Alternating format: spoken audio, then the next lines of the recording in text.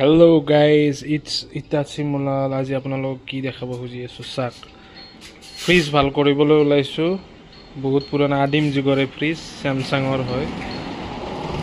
খৰচা বোলে 5,000 যাব এইটো ফ্ৰিজ। চাব পাৰে এইবিলাক গেছ ওলাই আছে, এইবিলাক ভাল কৰিব।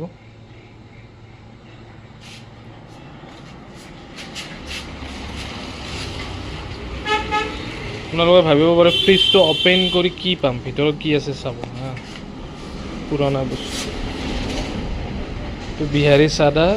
What do I get by opening fridge? বিহাৰী চাদা और बीड़ी। কি ৰে ভাই লাখ